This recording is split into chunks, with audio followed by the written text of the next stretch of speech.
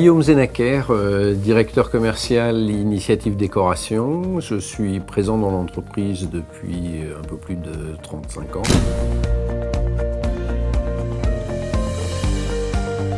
Historiquement, des produits d'ébénisterie, de restauration, entretien, décoration des meubles, qu'on a prolongé par des gammes de peinture meuble à une certaine époque, peinture à effet meuble.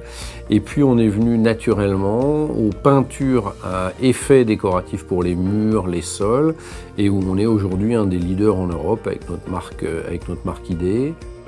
Donc je m'occupe de toute la partie commerce de l'entreprise. Alors aussi bien je chapeaute les équipes France, les 13 commerciaux français et démonstrateurs, qui visitent nos clientèles essentiellement de magasins de bricolage, alors très grandes surfaces comme les magasins Leroy Merlin, ou plus petites surfaces, moyennes surfaces de bricolage, comme les bricomarchés, Monsieur Bricolage et autres. Et puis je chapeaute également l'export, puisque nous exportons un peu plus de 45% de notre chiffre d'affaires dans une douzaine de pays, dont plusieurs dans lesquels nous sommes leaders. Et là aussi, nous distribuons les produits dans des grandes surfaces de bricolage. Donc moi, je m'occupe de toute la sécurité du site, mais aussi des personnes sur le site.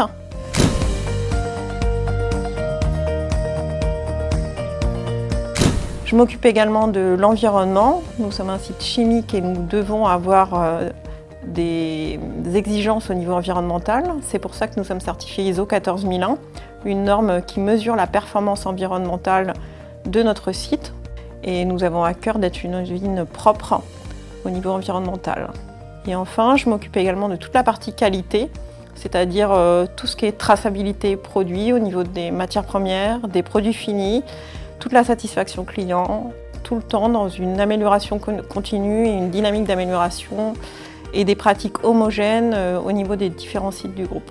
L'identité d'ID, c'est vraiment d'être une entreprise qui a un ADN sur l'innovation et sur la recherche. On a été systématiquement précurseur sur les nouveaux effets, comme par exemple les effets béton à une époque, et puis maintenant les effets paillettes. Aujourd'hui, la peinture est beaucoup plus respectueuse dans l'environnement. On essaye de diminuer au maximum tout ce qui est composés organiques volatiles.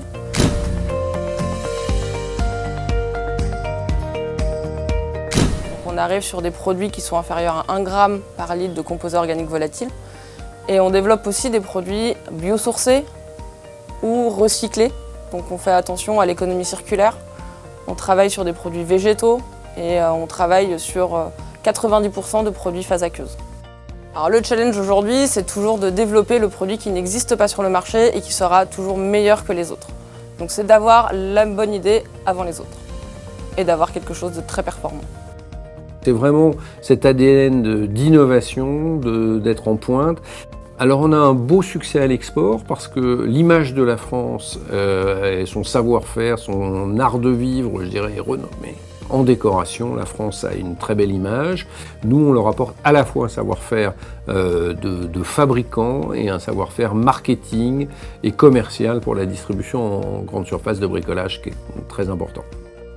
Le groupe Océinde et le groupe Peinture en particulier a cette ambition qui est de se développer.